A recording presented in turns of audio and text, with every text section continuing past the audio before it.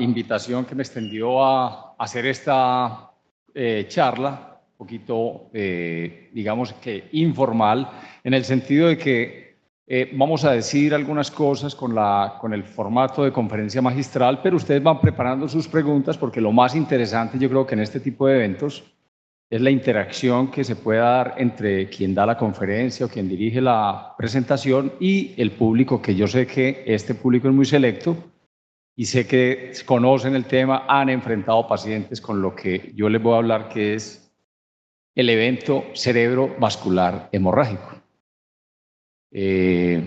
Como dijo Alfredo, pues ha sido un área en la que yo me he movido en los últimos 15 años, por lo menos, y he tenido pues la oportunidad de atender una buena cantidad de pacientes. Entonces tengo la experiencia y digamos que la solidez que me da la experiencia para transmitirles algunos conceptos que obviamente no son nuevos, la mayoría de ellos están en los textos, están en los artículos. De hecho, yo a ustedes, no sé si les llegó, les dejé unas lecturas recomendadas, unos artículos en formato PDF para que revisaran. La idea es que no lleguen a un evento de estos sin revisar el estado del arte, un poquito como a una revisión sistemática del tema, porque yo creo que no le sacan tanto provecho como cuando han hecho la revisión reciente. Entonces vamos a hablar hoy en este ratico de los eventos hemorrágicos. Ya llegará el momento, y yo no sé si es la otra semana, que les hablen del evento isquémico. Tenemos pues los médicos, y eso es una cosa que hemos aprendido, de precisar el lenguaje, porque si no nos confundimos. Los eventos cerebrovasculares a veces son un continuum, a veces empieza un isquémico y termina con una hemorragia. Al revés, a veces, como veremos ahorita, un evento hemorrágico se convierte en un infarto cerebral. Entonces, hemos creado una especie de límite entre lo isquémico y lo hemorrágico, porque hay situaciones distintas, no solamente de signos y síntomas, sino especialmente de estudio y manejo inicial y manejo aún especializado. Obviamente es muy distinto el isquémico del hemorrágico. Pero hago la salvedad de que finalmente hacen parte del mismo cuadro grande, que son los eventos cerebrovasculares. Bueno, un evento hemorrágico cerebrovascular es definitivamente un derrumbe, es un hundimiento, es una catástrofe.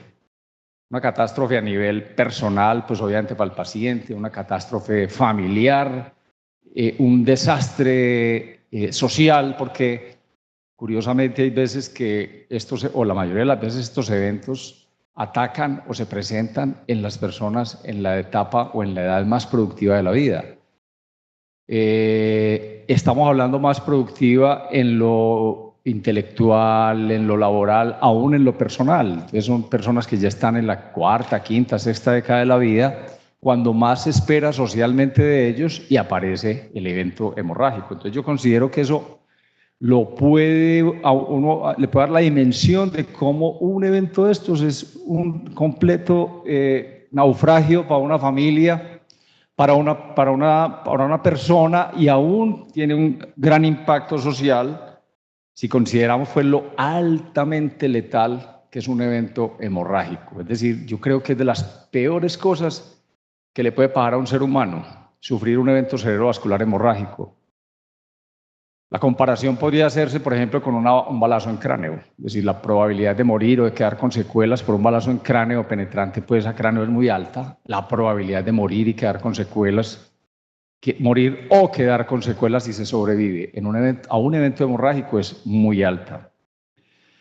La mayoría de los pacientes, podemos decir de una vez, la mayoría de los pacientes que sufren un evento de estos o se mueren o quedan discapacitados. La mayoría, porque la mitad más o menos se mueren por historia natural, y de los sobrevivientes más o menos 3/4 partes quedarán discapacitados. Vamos formándonos una idea pues de lo grave que es el problema del evento cerebrovascular hemorrágico. Las dos principales causas de estos eventos o ataques, yo creo que la palabra accidente hemos tratado como de sacarla del lenguaje, porque accidente, y yo he visto que muchos estudiantes avanzados ya de medicina, 9º, 10º semestre, se confunden un poquito y dicen que un evento hemorrágico es la hemorragia subdural de un traumatismo craneoencefálico, cuando no es así. Entonces, la palabra accidente cerebrovascular yo creo que conduce a cierta confusión, por lo que hemos tratado de cambiarla por ataque o evento cerebrovascular. Enfermedad también se usa, pero a mí me parece que enfermedad le habla a uno como de un evento, de un asunto crónico, larvado, y esto no es ni crónico ni larvado. Puede que los factores de riesgo y la exposición al factor de riesgo sea crónica y se tome meses o años, pero el evento, el sangrado, es agudo, es como una maldición, como un rayo que cae, ¿cierto? Entonces, llamémoslo mejor ataque o evento cerebrovascular hemorrágico. Un poquito más de la mitad de los pacientes lo que tienen es una hemorragia hipertensiva. Todos sabemos que la hipertensión cohabita con el paciente, a veces produce síntomas inespecíficos, a los que el paciente no les para muchas bolas, a veces no produce síntomas y muchas veces la primera señal de una enfermedad hipertensiva mal controlada es una hemorragia cerebral. La otra gran causa de los eventos hemorrágicos son los aneurismas. Los aneurismas, lesiones altamente prevalentes. Los aneurismas, si le hiciéramos un tamizaje con un estudio invasivo a la población adulta mayor de 20, 25 años, encontraríamos que 1 de cada 5 pacientes tiene aneurisma. O sea que aquí en este salón hay mucha gente, o estamos muchos que tenemos aneurismas o tienen aneurisma y ni siquiera sabemos. Porque los aneurismas van asintomáticos toda una vida. Muchas personas se mueren de otras cosas e incidentalmente en la necropsia se encuentran los aneurismas. Entonces los aneurismas, lesiones altamente prevalentes, afortunadamente rara vez se rompen. Por eso vemos relativamente pocos pacientes con aneurisma roto, pero cada vez estamos viendo más pacientes con aneurismas no rotos, incidentales, lo cual se nos está convirtiendo en un verdadero problema de salud pública. No estábamos preparados para enfrentar una población tan alta de pacientes con aneurismas no rotos como hallazgo incidental. Sin embargo, a pesar de la poca incidencia de hemorragia por ruptura de aneurisma, es la segunda gran causa de los ataques o eventos cerebrovasculares hemorrágicos, la ruptura de los aneurismas. Entre las dos, más o menos explican el 85% de los pacientes que ustedes que ustedes usualmente ven en las salas de urgencias, porque este es un problema de las salas de urgencias. Y hay un 15% de causas raras, causas poco frecuentes, como las malformaciones arteriovenosas. ¿Cómo sabe uno que un evento hemorrágico tiene una alta probabilidad de ser una malformación arteriovenosa rota? Especialmente por el perfil epidemiológico del paciente. El paciente con una malformación arteriovenosa es un paciente joven, que se sale completamente de lo que uno espera que sea un paciente con un evento hemorrágico. El paciente con un evento hemorrágico usualmente es un paciente en la cuarta, quinta, sexta década de la vida o más. El paciente con una malformación arteriovenosa rota es un paciente que está en la primera o segunda o máximo tercera década de la vida. Es raro que una persona de más de 30 años, de más de 40 años, presente una malformación arteriovenosa, porque si aguantó 40 años, es muy raro que aguante sin romperse. Entonces uno dice, si pasó de 40 años y no se le rompió, es porque no la tiene. Entonces, los pacientes de malformación arteriovenosa son pacientes jóvenes. Pero es casi que el único paciente joven al que le da un ataque hemorrágico, el paciente con una malformación arteriovenosa. No quiere decir eso que no existan pacientes jóvenes con aneurisma cerebral roto o pacientes jóvenes con hemorragia hipertensiva. Los vemos con alguna frecuencia, inclusive niños. En un servicio con un buen volumen de pacientes neurológicos tendremos por ahí cada 2 años un niño con un aneurisma cerebral roto. Otras causas raras de eventos hemorrágicos son las neoplasias, algunas neoplasias, especialmente algunas lesiones metastásicas que son muy sangrantes, como la metástasis de un melanoma, por ejemplo. Pueden manifestarse por primera vez como una hemorragia, especialmente intraparenquimatosa. El abuso de sustancias, estamos viendo, pues esto es un problema también grave de salud pública, no solamente entre nuestra población joven, los adultos e inclusive la gente de la tercera edad Yo ya he visto pacientes con intoxicación por derivados de la cocaína que hacen hemorragias intracraneanas.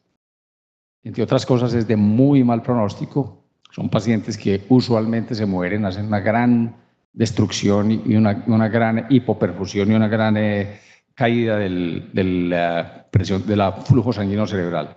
Es un marcador de mal pronóstico el que sea un evento hemorrágico asociado a la ingesta aguda de derivados de la cocaína.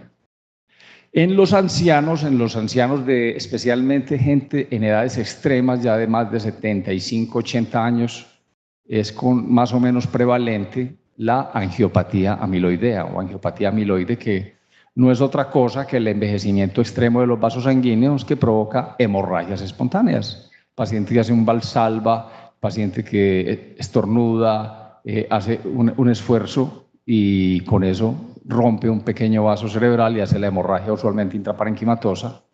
Entre otras cosas, son pacientes que se defienden bien de la hemorragia porque ya tienen un cerebro atrófico, entonces soportan bien la hemorragia, ¿cierto?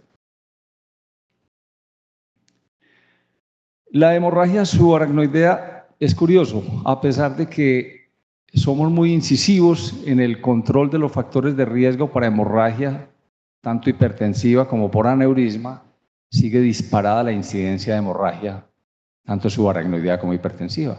Y somos muy incisivos en el manejo, en el tamizaje de hipertensión arterial, en el control del cigarrillo, en las campañas del cigarrillo, contra el cigarrillo, etcétera. No fumar en espacios públicos. Ha bajado indudablemente el hábito del cigarrillo, que es el principal, dicho sea de paso, el principal factor de riesgo para que rompa un aneurisma cerebral, es el cigarrillo. Y curiosamente, paradójicamente, la incidencia no ha bajado e inclusive ha aumentado. Década tras década ha aumentado la incidencia. Ahorita hablamos un poquito de la epidemiología de la hemorragia o el hematoma intracerebral o la hemorragia intracerebral espontánea. Juntas, yo creo que explican un poquito más del 15% que figuran en la diapositiva, creo que están por ahí en el 20-25% de todos los eventos que uno ve isquémicos, de todos los eventos cerebrovasculares, la hemorragia hipertensiva y por aneurisma explica más o menos el 20-25% de los casos. Como les digo, la mortalidad es muy alta, es de casi 1 en 2 pacientes a los 6 meses y deja graves secuelas en los sobrevivientes. La imaginología de un paciente con un evento cerebrovascular hemorrágico está dominada por el TAC simple. El TAC simple de cráneo, o sea, el TAC no contrastado, una herramienta que cada vez está más disponible. Yo diría que ya casi que en cada barrio hay un tomógrafo, ¿cierto? Esa es la herramienta que nos permite diagnosticar rápida y efectivamente en cosa de 3-4 minutos en un tomógrafo multidetector hacemos una muy buena tomografía y encontramos el evento, la explicación del evento hemorrágico, como en este caso donde vemos una paciente, una señora de 65 años, fumadora hipertensa, con un cuadro de cefalea súbita que se acompaña de vómito, visión borrosa, que tiene rigidez de nuca al examen físico, está irritable, está somnolienta. La presencia de rigidez de nuca es un marcador clínico de hemorragia subaracnoidea cuando no está acompañado de fiebre. Un paciente con rigidez de nuca, cefalea, con algún compromiso del estado de conciencia que puede ser la simple irritación o obnubilación de su estado de conciencia. Ese paciente afebril o con una febrícula no debe engañarnos y hacernos pensar en una meningitis infecciosa. Esos pacientes son altamente sospechosos de una hemorragia subaracnoidea. La hemorragia subaracnoidea es una emergencia que amenaza la vida y que es tremendamente subdiagnosticada. Es decir, muchos pacientes son devueltos de la sala de urgencias con una hemorragia subaracnoidea para la casa. Yo siempre me acuerdo de un rural egresado de aquí de la universidad que acudió a una de las clínicas de la ciudad y tenía un cuadro muy sugestivo, se le hizo un TAC, no se encontró mayor cosa. Como estaba bien en su estado de conciencia, se mandó por la casa y a los 8 días llegó con la hemorragia severa subaracnoidea, con compromiso de su estado de conciencia, con una escala de Hunt-Hess muy bajita, bueno, intermedia, y pues nos puso a correr bastante. Afortunadamente salió adelante.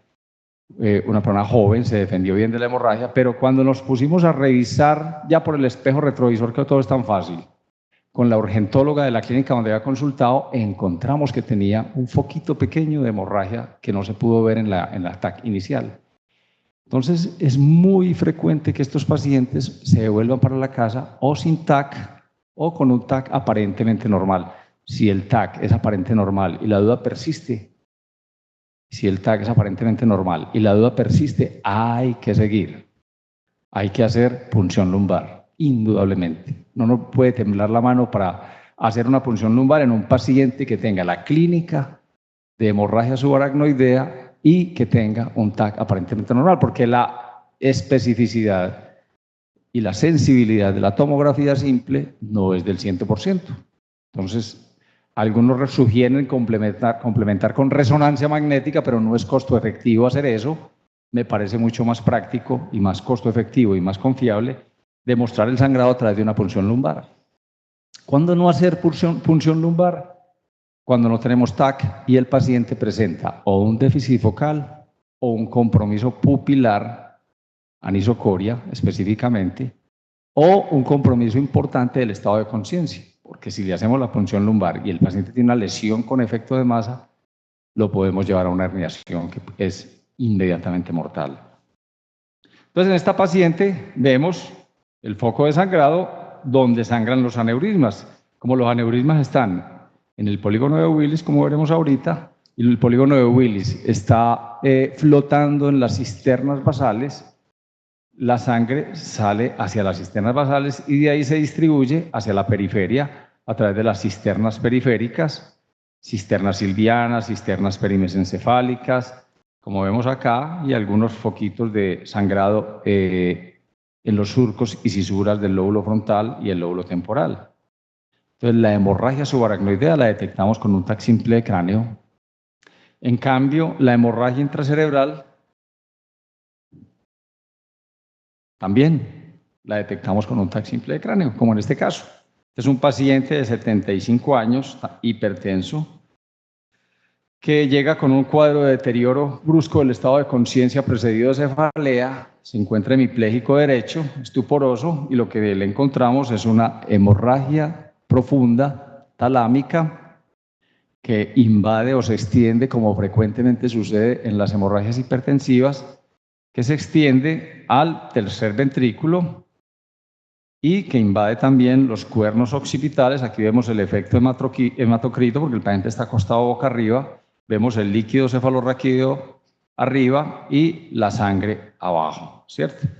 Entonces es muy característico en las hemorragias intraparenquimatosas que haya sangrado profundo parenquimatoso, en las hemorragias hipertensivas, sangrado profundo parenquimatoso con extensión intraventricular, como en este caso. Cuando la tomografía y aún la punción lumbar no son determinadas, o sea, no son concluyentes, y nosotros persistimos con la duda clínica de que el paciente tenga una hemorragia, podemos recurrir a la resonancia magnética en algunas secuencias, como por ejemplo las secuencias ECO, o las secuencias FLAIR, o las secuencias de densidad de protones. Es decir, existen secuencias de resonancia que nos detectan el sangrado, como en este caso, que era una paciente joven con una hemiparesia que precedía de cefalea, no encontrábamos nada en la tomografía, no tenía rigidez de nuca, el TAC fue esencialmente normal, y lo que encontramos en la resonancia es un foco hemorrágico en el tallo cerebral hacia el lado derecho, que explicaba su hemiparesia. Entonces, la resonancia magnética es el examen radiológico que podemos usar ya en un ambiente pues como más tranquilo, después de que ha pasado la etapa aguda, la etapa de deterioro del paciente, porque hacerle una resonancia magnética a un paciente excitado, que no colabora, no es fácil, habría que llevarlo a anestesia general, a veces se deteriora durante el procedimiento. Entonces uno dice que la resonancia la deja para resolver casos muy difíciles al segundo o tercer día del evento. La hemorragia entonces intracerebral, la gran causa de SB hemorrágico, la mayoría de las veces por hipertensión. Entonces a veces se acompaña de sangrados catastróficos como este, donde hay un hematoma lobar hemisférico con extensión intraventricular. El paciente fallece y uno se le hace la necropsia y se ve cómo la sangre destruye y diseca estructuras profundas y explica pues el pésimo resultado con un paciente de estos. Esta hemorragia entonces explica la mayoría de los eventos hemorrágicos y de todos los eventos cerebrovasculares está explicando más o menos entre el 10 y el 15%. La incidencia es de entre 10 y 30 por cada 100.000 habitantes y esto lo extrapolamos a Medellín. Decimos que cada año debemos recibir entre 220 y 660 pacientes en el Valle de Aburrá con una hemorragia hipertensiva, con una hemorragia intraparenquimatosa. Como decíamos ahorita, el evento cerebrovascular hemorrágico es de muy mal pronóstico y de todos los hemorrágicos, el hipertensivo es el de peor pronóstico. La mortalidad a 30 días entonces se acerca al 50% y de 3/4 partes de los pacientes quedan severamente discapacitados y quedan postrados después del evento. Entonces vamos viendo pues la envergadura del problema. Estas hemorragias, que casi todas, por no decir que todas, son intraparenquimatosas y en muchos casos se acompañan de extensión del sangrado intraventricular porque los vasos afectados son los vasos que perforan la sustancia blanca y van profundos a las cercanías del ventrículo.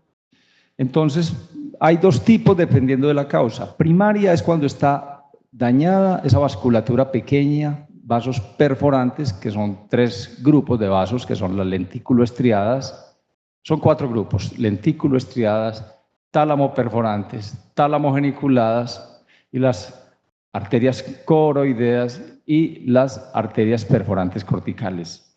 Cuando son ellas las que están dañadas, se produce entonces el clásico hematoma intraparenquimatoso que llamamos primario. Primario porque no hay una lesión específica de la vasculatura, sino que una enfermedad sistémica como la hipertensión, como la degeneración amiloidea de los vasos, afecta a estos pequeños vasitos y en un momento dado de descompensación de las cifras tensionales sangran. Y decimos secundaria cuando hay un vaso grande, un gran vaso dañado, y estos pacientes es importante hacer el diagnóstico específico porque los pacientes con lesiones secundarias pueden ser susceptibles, en el caso de que sea una malformación vascular o un aneurisma, pueden ser susceptibles de corrección quirúrgica o de manejo quirúrgico endovascular. Entonces, las secundarias son aquellas en las que hay un vaso grande lesionado por un aneurisma, por una malformación arteriovenosa, o es un paciente que está evolucionando en un SBB isquémico y se transforma en el tercer, cuarto, quinto día en una lesión hemorrágica. Como decíamos ahorita, algunas neoplasias como la metástasis de un melanoma, algunos gliomas, algunos adenomas pueden sangrar y tener como primera manifestación un sangrado intracraneano. Lo otro son las trombosis de los senos venosos. Son muy subdiagnosticadas, muy difíciles de diagnosticar. Estas dan en un perfil epidemiológico muy especial. Son mujeres relativamente jóvenes con algún problema de coagulopatía, algún estado bien sea procoagulante o un estado de coagulopatía que por alguna razón hace que se produzca el daño profundo de un territorio vascular venoso, o pacientes que han pasado por un momento de mucha deshidratación extrema y hacen la trombosis venosa profunda. Esa trombosis venosa profunda da un infarto venoso que se transforma en hemorrágico rápidamente. Bueno, la fisiopatología entonces está explicada en la hemorragia intraparenquimatosa hipertensiva o en la hemorragia intraparenquimatosa amiloidea, pero especialmente en la hipertensiva, por el daño crónico que ejerce la hipertensión sobre los pequeños vasitos perforantes, lentículo estriados o tálamo perforantes, etcétera, y se producen unos pequeños aneurismitas muy chiquitos, que son los microaneurismas de Charcot, que fueron descritos pues, por el neuropatólogo francés, que era una estrella de cine en el siglo XIX, que era Jean-Marie Charcot. Él describió muchas cosas y entre otras describió el daño vascular hipertensivo profundo en los vasos talamoperforantes, son pequeños aneurismitas. Esos aneurismas no se pueden corregir quirúrgicamente, no se pueden corregir endovascularmente. Lo que hace uno es presumir que un paciente hipertenso mal controlado los está desarrollando y hay que hacer prevención primaria tratando de controlar el problema hipertensivo. Entonces, donde están los vasitos perforantes o a donde llegan los vasitos perforantes es a donde sangra el paciente hipertensivo, el paciente con angiopatía amiloide. ¿A dónde llegan? Se llaman perforantes porque perforan la corteza y van a la sustancia blanca profunda, o bien sea la sustancia blanca lobar o a la sustancia blanca de los núcleos basales, especialmente lenticular, globos pálidos, núcleo caudado, tálamo. En el tallo cerebral, especialmente en el área póntica, en el cerebelo. Entonces, son los sitios donde más sangran los pacientes hipertensos: lobares, gangliobasales, talámicos, pónticos y cerebelosos. ¿Cuál es el problema que tiene un paciente con un evento hemorrágico? Yo digo que estos pacientes son sobrevivientes porque la mayoría de los pacientes mueren tempranamente. Cuando uno recibe un paciente que está en un aceptable estado neurológico, está ni más ni menos que enfrentándose a un sobreviviente que ha pasado por un balazo en el cráneo y se está defendiendo. Entonces uno tiene que hacer la prevención de las dos cosas que se llevan al paciente. A un sobreviviente de estos que lo mata, el resangrado. O sea, el crecimiento subagudo o tardío del hematoma y el edema perilesional, que no es otra cosa pues que el daño secundario que produce el hematoma. Entonces el edema perilesional tiene dos etapas. Una etapa que es la que vemos inmediatamente, si recibimos al paciente en las primeras pocas horas, vamos a ver que el hematoma actúa como un cuerpo extraño que genera una reacción inflamatoria inmediata. Entonces, en cosa de 1, 2, 3 horas, hay una especie de reacción inflamatoria en el cerebro adyacente a la pared del hematoma que es provocada por las proteínas que quedan expuestas cuando la sangre se extravasa. Y ya lo tardío, que es donde tenemos que hacer la incidencia nosotros, donde tenemos que intervenir agresivamente, que es prevenir el daño secundario del hematoma, que le hace mucho daño al cerebro adyacente ya en las 3, 4, 6 horas subsiguientes al hematoma. Ahí se produce una combinación de un daño citotóxico, de un edema citotóxico y vasogénico, porque pues hay un montón de sustancias que se liberan, se daña la barrera hematoencefálica, entonces ocurre el daño celular desencadenado pues por el daño de la bomba de sodio, la muerte neuronal. Entonces eso va haciendo como una especie de cascada de daños que es conocido como el daño secundario de cualquier hematoma, igual que en el hematoma traumático. Uno dice, ¿cuál sería el método ideal para prevenir el daño secundario? Obviamente evacuar el hematoma, pero vamos a ver que evacuar el hematoma no va de la mano de la mejoría del paciente, e inclusive a veces puede evolucionar peor el paciente si se le evacúa el hematoma por la ubicación de estos hematomas, que usualmente es gangliobasal o lobar profunda o en tallo, y llegar hasta allá implica hacer daños. Entonces, a veces no es costo beneficioso hacer la evacuación del hematoma. ¿Qué tenemos que hacer entonces cuando no evacuamos el hematoma? Hacer la prevención secundaria, manteniendo un muy buen balance de presión, de perfusión cerebral, evitando la hipertensión, evitando la inestabilidad hemodinámica, la hipoxia, la hiperglicemia, la hipoglicemia, etcétera, como veremos ahorita. El otro gran problema que tiene un paciente de estos, además del edema perilesional, que se lo puede llevar por hipertensión endocraniana aguda, es el resangrado. Aquí hicimos un estudio hace unos años, por ahí unos 10 años, encontramos que si el primer sangrado mata al 30% de los pacientes fulminantemente, el segundo sangrado, o sea, el crecimiento del hematoma, en el caso de la hemorragia hipertensiva, se lleva al 80%. Entonces es de muy pobre pronóstico. Se dice que la expansión en una hemorragia hipertensiva de un 10% del volumen del hematoma aumenta un 5% la probabilidad de muerte. Y se han hecho pues los gringos que todo lo quieren volver números y eso está bien, pero no nos podemos dejar confundir. Si aumentamos un 16%, o si se aumenta pues por historia natural, un 16% el volumen del hematoma, empeora un punto en la escala funcional si el paciente sobrevive. De hecho, de paso, la que más se utiliza es la escala de Rankin modificada. Aquí tenemos un ejemplo. Este es un paciente que llega relativamente estable. Es descrito como un paciente que llega somnoliento, hemiparético izquierdo, pero está en un aceptable estado neurológico, en una escala de Glasgow de 10. Se le hace esta tomografía simple. Se encuentra pues un hematoma, como lo vemos ahí, talámico. Se le hace una tomografía contrastada y aquí hay un detalle importante. Hoy en día se está hablando mucho de la tomografía contrastada en el enfoque inicial de un paciente con un SD hemorrágico. Tradicionalmente nos han dicho que es el TAC simple. El TAC simple poco a poco está quedando solo para el trauma. En el SB, tanto isquémico como hemorrágico, se está promoviendo el uso del medio de contraste en la etapa aguda para hacer muchas cosas. Por ejemplo, para identificar los pequeños puntos hemorrágicos o spots que dicen los gringos alrededor del hematoma, como en este caso que vemos que el medio de contraste se ha concentrado en 2 punticos. No sé si los ven acá, aquí unos muy pequeños. Y esos pequeños puntos de concentración del medio de contraste en el TAC contrastado son un marcador pronóstico.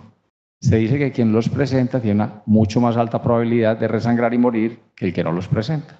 Entonces, hoy en día yo creo que tenemos la obligación de hacer TAC simple, pero de una vez creatinina y pasar al TAC contrastado. Y esa es una labor del médico de urgencias, porque eso hay que hacerlo en la etapa más precoz posible del sangrado para determinar pronóstico y algunas conductas. En este caso, por ejemplo, se le hizo inmediatamente este TAC contrastado y a las 2 horas se le hizo otro.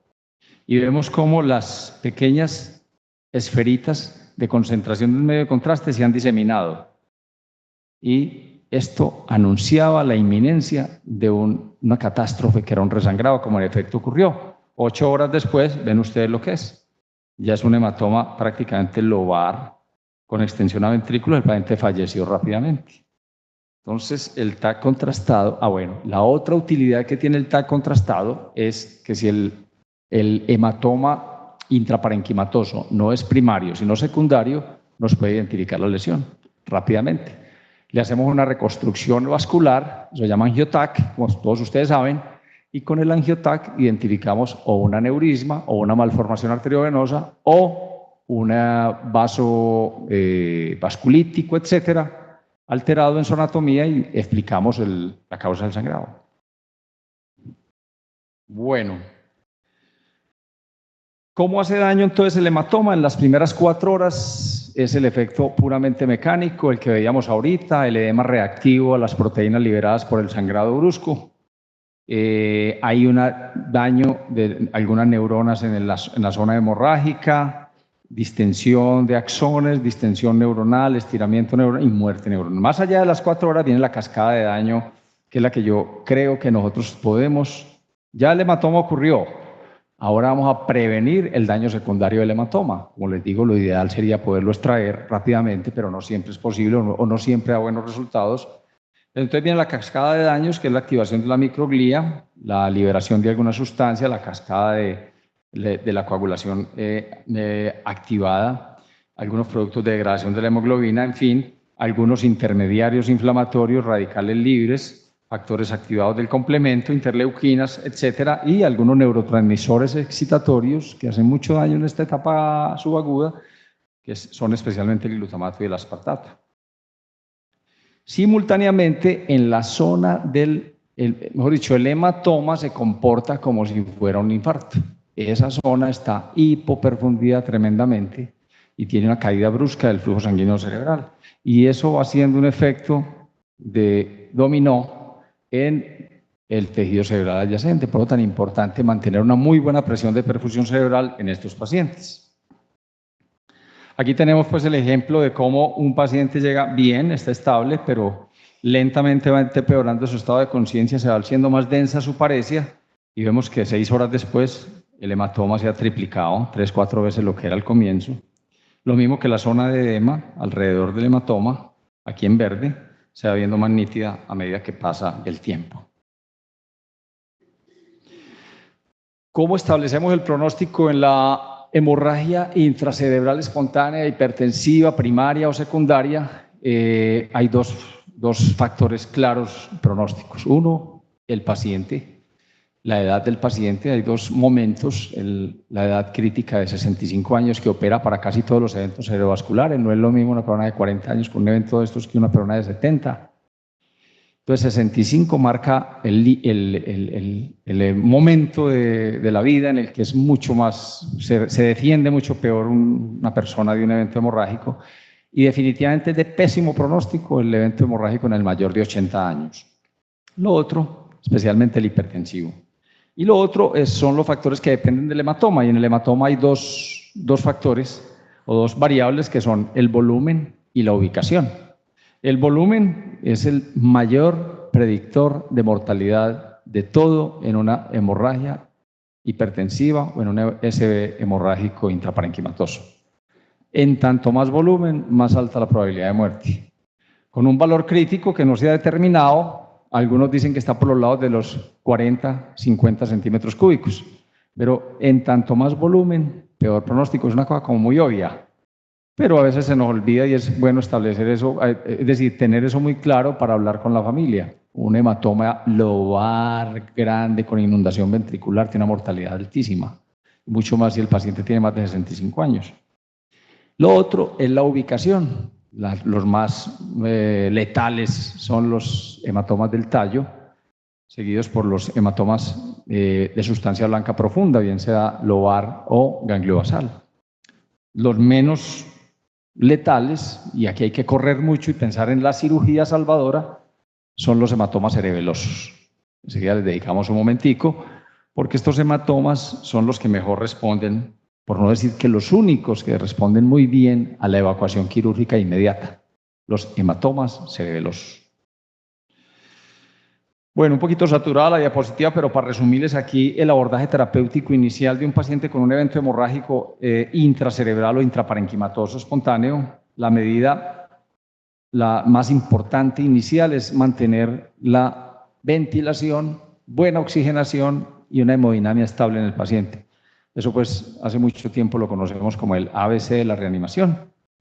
Y la segunda meta que nos tenemos que fijar es un poquito difícil de lograr. No es fácil porque tenemos que lograr un buen balance entre mantener una buena presión de perfusión cerebral, que todos sabemos que cuando la presión intracraniana está elevada, la presión de perfusión cerebral depende críticamente de la presión arterial, especialmente de la presión arterial media.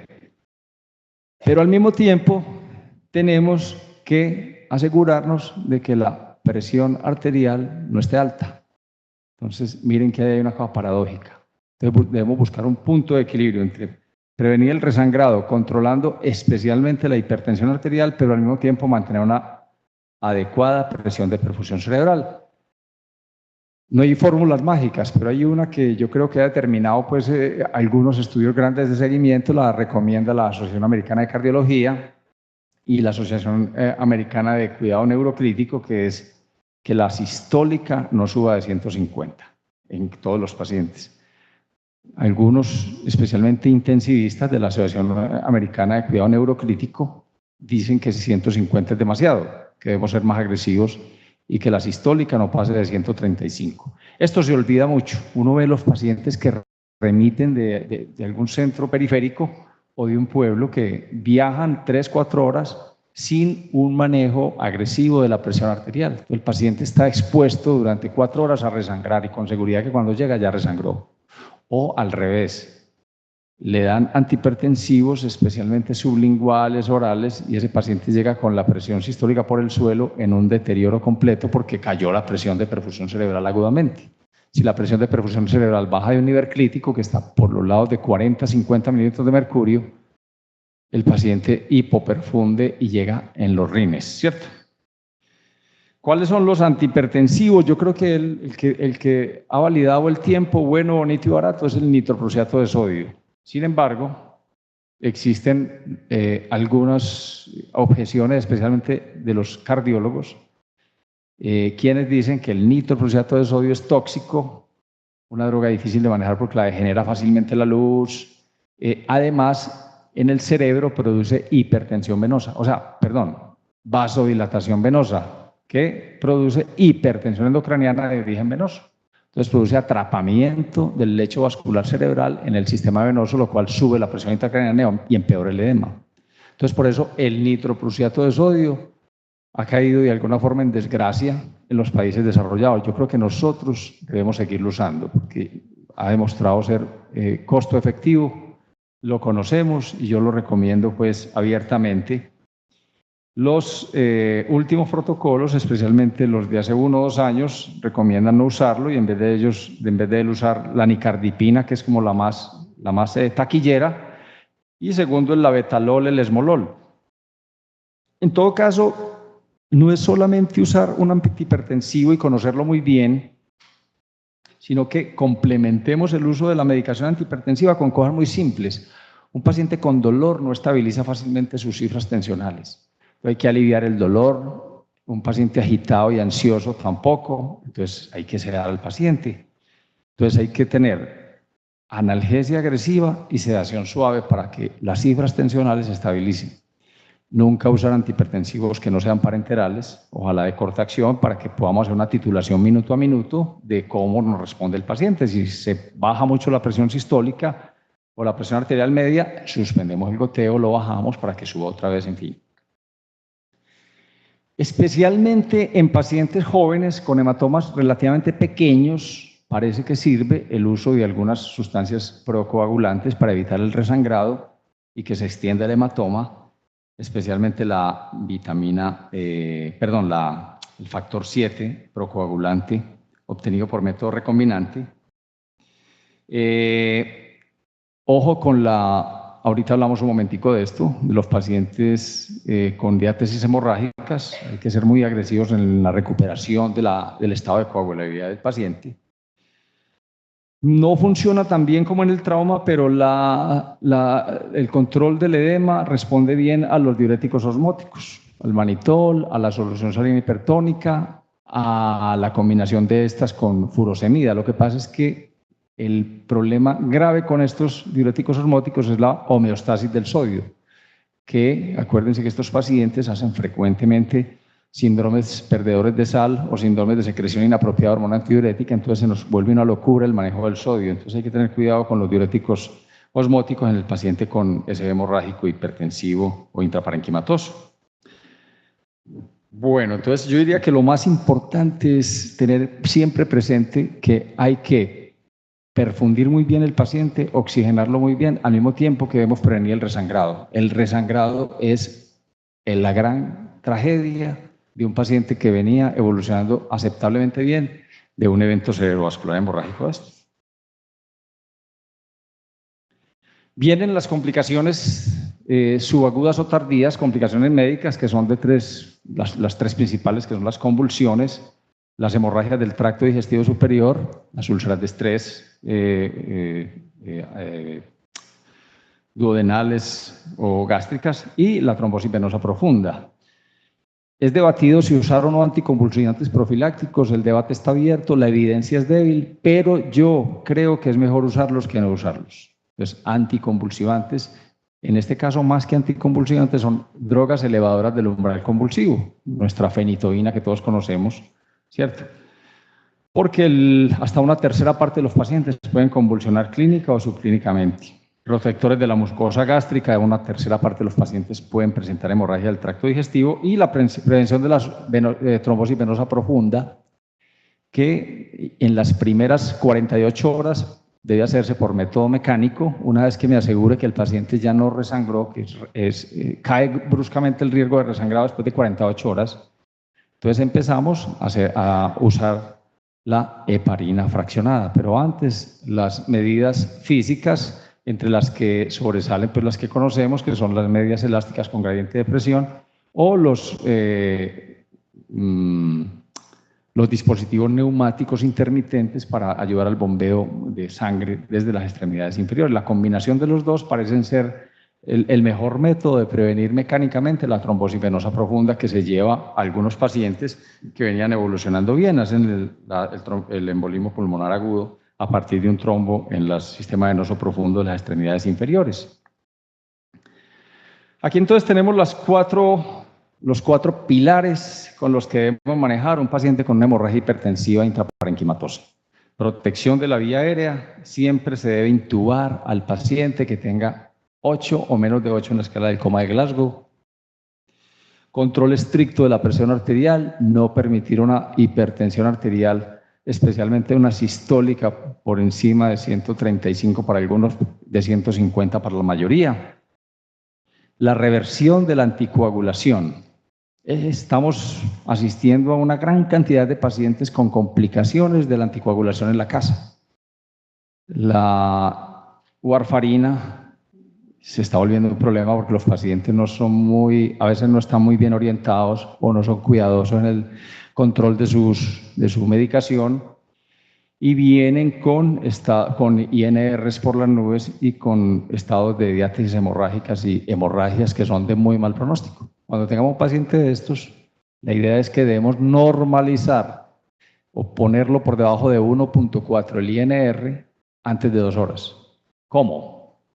Le debemos dar, como la warfarina inhibe los factores de coagulación dependientes de la vitamina K, lo mejor es o infundir vitamina K, pero es de lenta acción, así la vemos venosa. Entonces se recomienda dar plasma fresco congelado, ojalá con concentrado de factores. Ahora hay uno concentrado que son los factores, los 3 factores o el concentrado triple, que es protrombina, factor 4 y factor 7 que veíamos ahorita. Entonces, en pacientes con diátesis hemorrágicas, fibrilación auricular crónica que venían siendo anticoagulados en la casa, que sangran, cuanto antes tratar de llevar el INR a 1.4 o menos para prevenir la expansión del hematoma. Y el monitoreo y control de la hipertensión endocraniana. Estos pacientes, más de la tercera parte, puede que hasta la mitad de ellos tengan hipertensión endocraniana severa. Entonces la idea es monitorearlos, ojalá monitorearlos invasivamente, depende del sitio donde nos estemos moviendo, pero debería hacerse un monitoreo invasivo de la presión intracraniana, mucho más si hay inundación ventricular. Les hace un monitoreo intraventricular de la presión y de una vez les puede drenar líquido cefalorraquídeo para aliviar rápidamente la hipertensión endocraniana. ¿Cuándo cirugía? Muy pocas veces. Yo diría que no es el protagonista de esto, no es el neurocirujano, ¿cierto? Aquí hay que hacer el manejo especialmente en la unidad de cuidados intensivos, el manejo en la sala de urgencias. La cirugía queda reservada para inundación ventricular con dilatación del sistema ventricular agudo. Necesita una ventriculostomía cuanto antes. Hematoma de fosa posterior, quitando los detalles. Hematoma de fosa posterior, pongámosle nombre propio, hematoma cerebeloso. Ahí se aplica aquel viejo aforismo, un poquito cruel de la neurocirugía, hematoma de fosa posterior, posteriormente la fosa. Entonces, para que no venga posteriormente la fosa, hay que evacuar el hematoma rápidamente. Este hematoma es muy letal y responde muy bien a la cirugía. Entonces, es el paciente que más se beneficia de la evacuación quirúrgica aguda, urgente del hematoma, los de fosa posterior. En las demás situaciones, y el otro es el hematoma lobar debajo de la corteza, porque está muy cerca, muy fácil de drenar y algunos pacientes se recuperan bien. Se están haciendo estudios que no han salido todavía, no han terminado, de la evacuación estereotáctica de hematomas profundos, gangliobasales. Hay esperanzas por ahí. Y la infusión de trombolíticos al sistema ventricular, de Actilice, por ejemplo. Estamos esperando los resultados. Todavía no podemos decir que esos pacientes se benefician de la cirugía. Hasta aquí podemos decir, con buen nivel de evidencia, que los hematomas cerebelosos y los lobares subcorticales responden bien a la cirugía. Los otros quedan en puntos suspensivos. Al futuro nos esperan entonces algunos agentes nuevos, no nuevos, pero sí nuevos en este campo, que se están probando. No han salido todavía los ensayos clínicos que los avalen.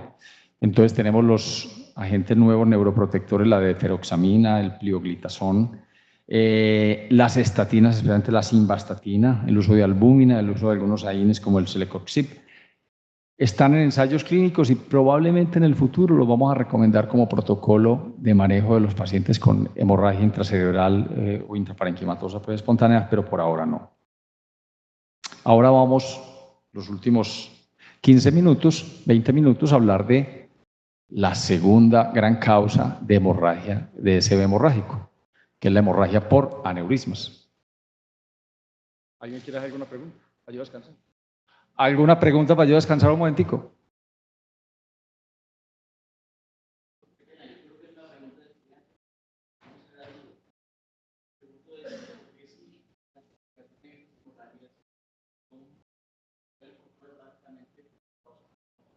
Perdón, ¿lo repites acá, por favor, para que nos escuchen los que nos